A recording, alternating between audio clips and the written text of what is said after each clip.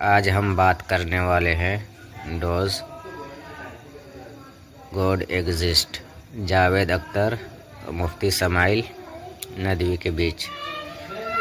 हम लास्ट वाला पोर्शन देखेंगे जो रैपिड फायर है, उस पे कमाल का मज़ेदार भाषण है। तो देखते हैं आंसर किसका सही है या किसका ज़्यादा तर्क वाला है, लॉजिक वाला किसका ज़्यादा है। मैं इसको कर देता हूँ आगे थोड़ा सा।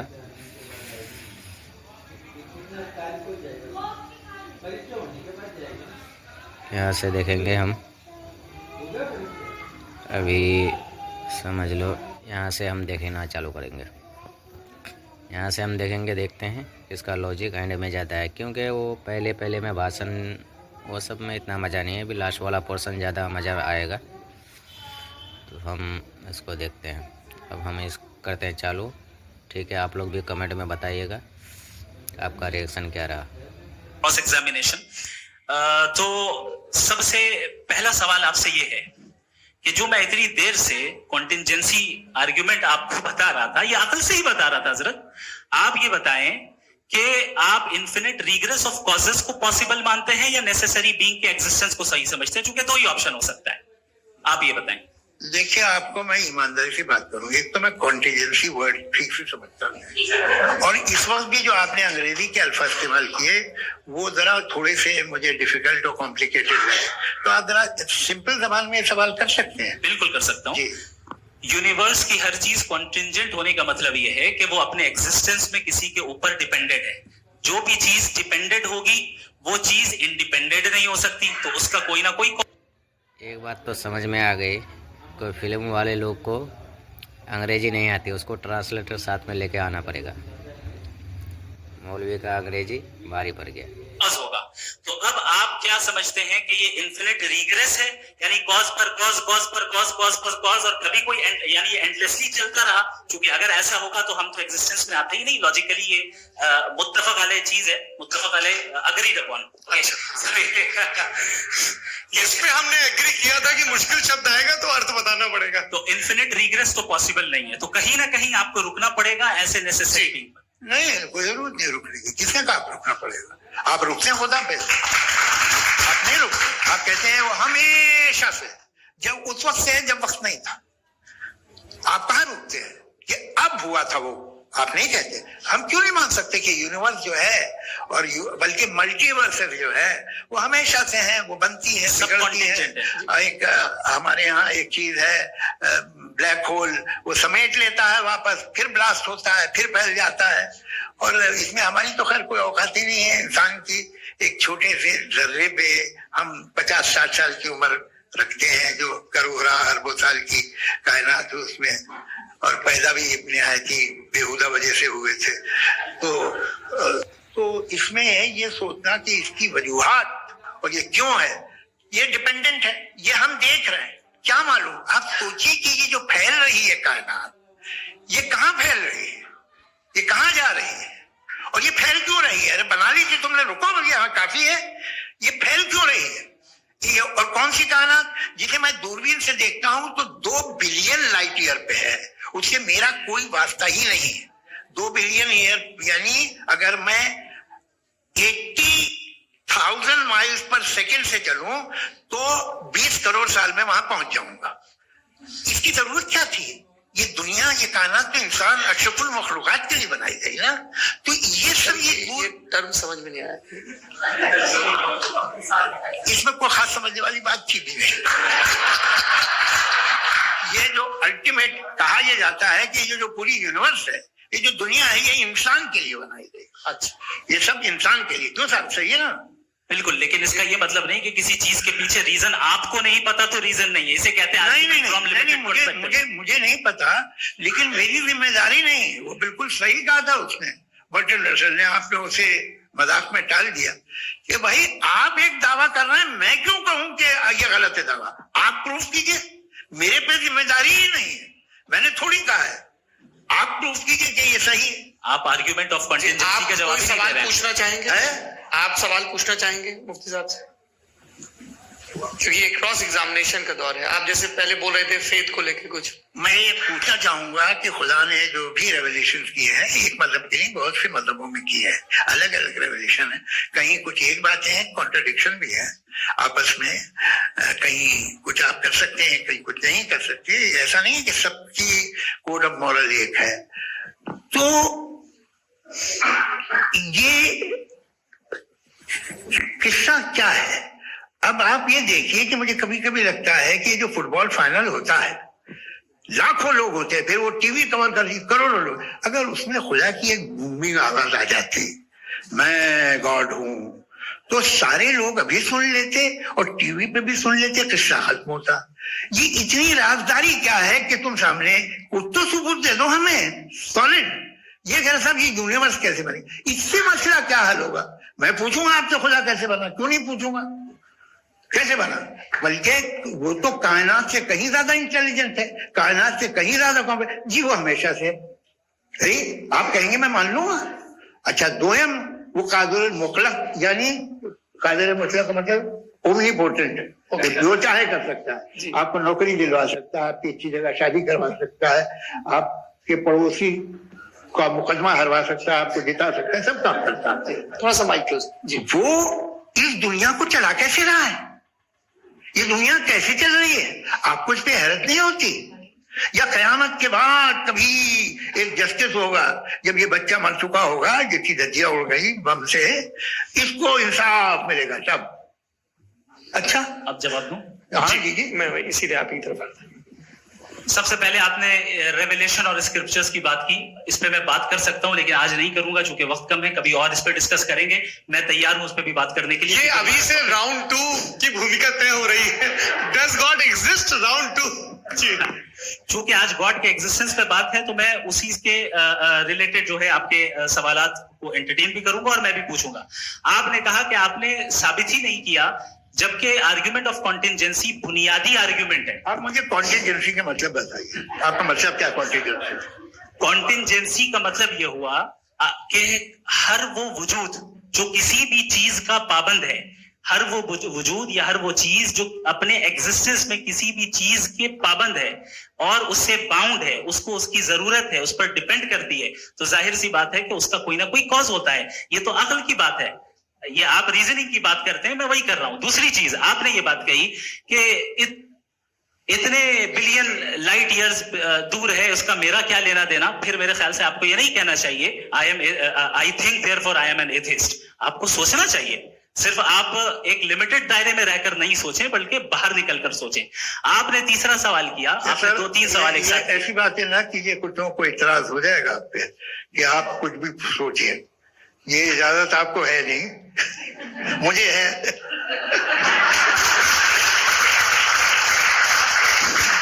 जी, आपने प्रॉब्लम ऑफ इविल के ताल्लुक से सवाल किया और बार बार आप एक लफ्ज रिपीट कर रहे हैं कि ओमनीपोटेंट गॉड है, ऑल पावरफुल गॉड है। यही तो दरअसल समझना है कि गॉड का कॉन्सेप्ट क्या है। प्रॉब्लम ऑफ इविल जो है, प्रॉब्लम ऑफ इविल दर हकीकत 2 असम्पशंस पर कायम है। अगर आप इन 2 असम्पशंस को समझ जाएं तो ये प्रॉब्लम नहीं रहेगी, आर्ग्यूमेंट आपको समझ में आ जाएगी कि ये कोलैप्स कर जाता है। पॉइंट नंबर 1, यानी जो आपका सबसे पहला फॉल्स असम्पशन है कि गॉड मर्सीफुल है, ओमनीपोटेंट है, दुनिया में जुल्म हो रहा है। लेकिन आपको ये समझना चाहिए कि हमारे वर्ल्ड व्यू के मुताबिक गॉड सिर्फ ओमनीपोटेंट और सिर्फ मर्सीफुल नहीं है, बल्कि वो ऑल वाइज भी है और वो ऑल नोइंग भी है। उसके हर काम के पीछे हिकमत और विजडम है। ये कोई जरूरी नहीं है कि वो हिकमत और विजडम आपको समझ में आए या मुझे समझ में आए। अगर आप जो समझ रहे हैं उसके मुताबिक आप फैसला कर रहे हैं, ये लिमिटेड पर्सपेक्टिव से आर्ग्यूमेंट है। और इस चीज को हम अपनी दुनिया में, अपने लाइफ में, डेली लाइफ में इस प्रिंसिपल को एक्सेप्ट करते हैं। हम जब किसी डॉक्टर के पास जाते हैं, डॉक्टर के पास जाकर वो अगर उसने हमें कोई दवाई दी है, तो हम ये तो नहीं कहते कि जब तक आपके पास जितना नॉलेज और जितना विजडम नहीं है, आपने क्यों ये दवाई दी है, तब तक हम इस चीज को एक्सेप्ट नहीं करेंगे। नहीं कहते, हम उसकी अथॉरिटी को तस्लीम करते हैं। क्यों? क्योंकि उसकी हम जानते हैं कि वो नॉलेजेबल है, वो विजडम वाला है, हमसे ज्यादा नॉलेज और हमसे ज्यादा विजडम है। बताएं सर। डॉक्टर में और खुदा में बड़ा डिफरेंस है। डॉक्टर पढ़ा लिखा होता है एक, तो मैं उसकी बात सुनूंगा। दो हम ये नहीं कुछ जवाब तो ये भी नहीं है सर प्लीज, आप जाइए, अगर सब ऑडियंस से बोलने लगेंगे तो हाँ। फिर मतलब नहीं सिविलाइज बहस का। मतलब आप ये कहें कि क्योंकि आप डॉक्टर पे बिलीव करते हैं इसलिए खुदा पे बिलीव कीजिए, क्या ये मिसाल आपको समझाने के लिए। आर्गुमेंट है, इस पे आपको एतराज नहीं है। तो सिंपल बात ये है कि मैं अगर ये यकीन कर लूं कि एक ओमनी पेटेंट उसकी मसलहत है, ये जो बच्चे मर रहे हैं ये मसलहत है उसकी, मुझे नहीं चाहिए थी मसलहत, उसकी मसलहत नहीं, इसी को समझना है। मतलब एक्सपीरियंस। अच्छा, इस आपने अभी मेरी बात पूरी सुनी नहीं। मैंने कहा आपका पूरा आर्ग्यूमेंट दो फॉल्स असम्पशंस पर है। एक फॉल्स असम्पशन मैंने बता दिया, दूसरा फॉल्स असम्पशन ये है कि इस दुनिया में इविल के होने का कोई गुड रीजन नहीं है, जबकि हमारे पास बाज रीजंस मौजूद हैं, हमारे पास बाज वजूहात मौजूद हैं। अगर इस दुनिया में इविल ना हो तो आप गुड को डिफाइन कैसे करेंगे? अगर जुल्म ना हो आप इंसाफ को समझेंगे कैसे? अगर तारीकी ना हो तो आप लाइट को समझेंगे कैसे? बहुत अच्छे। अभी और सुन लें, अभी और बाकी है। ये तो बात बहुत पसंद आई साहब मुझे कि जब तक रेप ना हो तब तक औरतों की इज्जत का ख्याल आपने मेरा जवाब पूरा सुना ही नहीं। जब तक के बच्चों का कत्ल ना किया जाए तब तक आपको बच्चों की मासूमियत की इज्जत। आपने पूरा जवाब सुना ही नहीं। क्या बात, क्या आपने नुक्ता निकाला? आपने पूरा जवाब सुना ही नहीं। आप सुन लें, मेरी बात सुन लें। ये मैंने आपको एक चीज बताई। दूसरी चीज, इस दुनिया में हम आए हैं टेस्ट के लिए, हमारा टेस्ट हो रहा है और हर इंसान का अलग अलग अंदाज में टेस्ट होता है।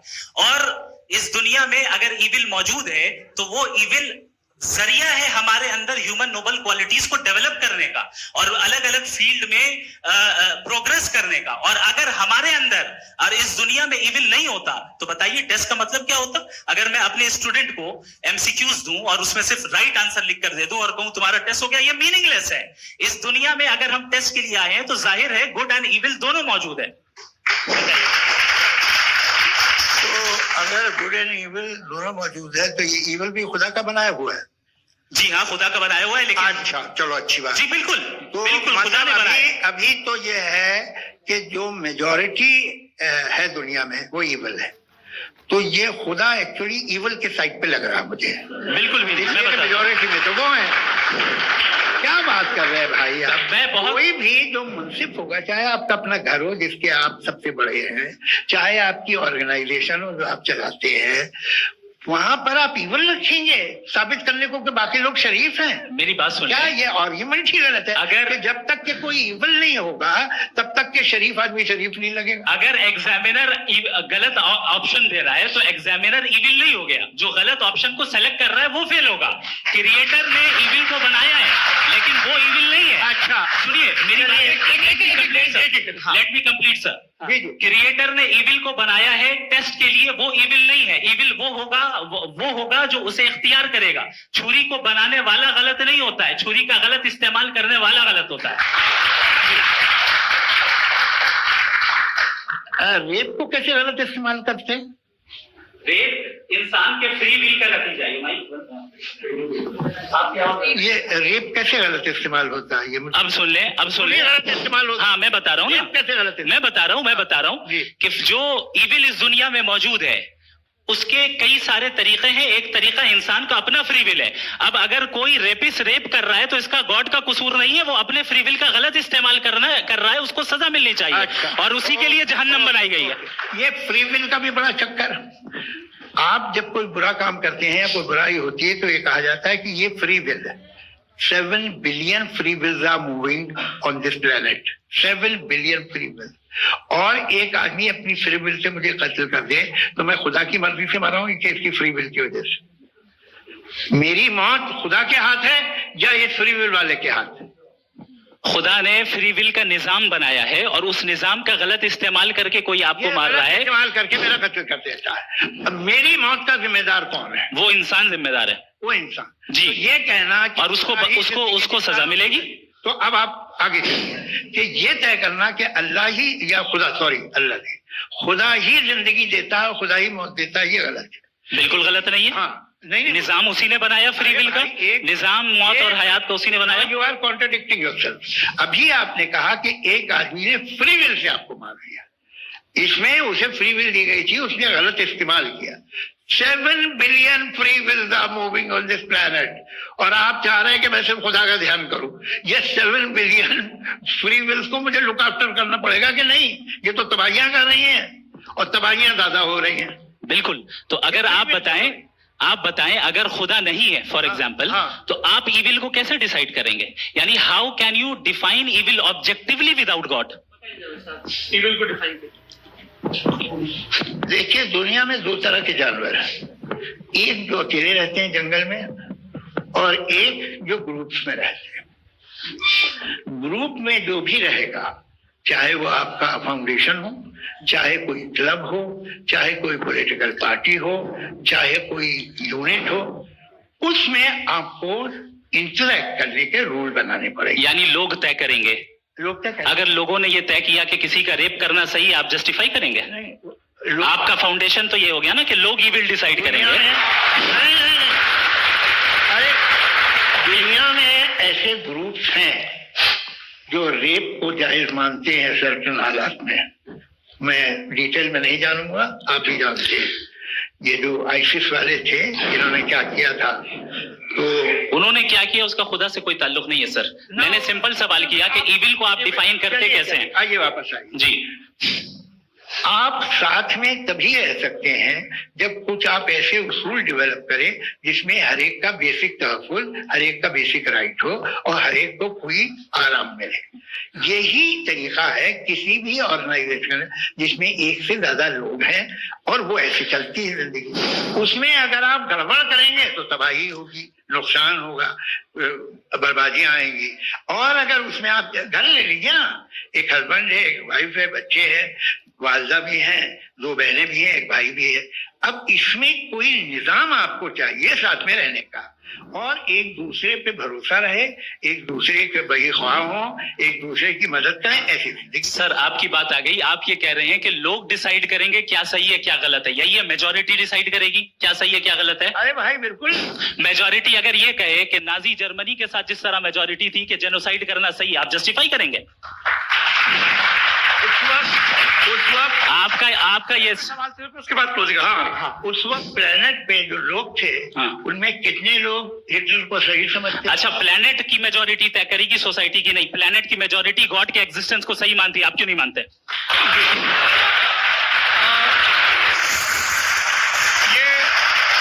हेलो ये क्रॉस क्वेश्चन का राउंड यहाँ पर समाप्त होता है। और ये बड़ा अच्छा है कि इस तरह से फ्रेगमेंट कर दिया गया है ताकि जो चलो आगे का वीडियो अब बाद में देखेंगे, और आप लोग अपने अपने राय बताएं कमेंट में, जो आप लोगों को ये वीडियो देख के कैसा लगा।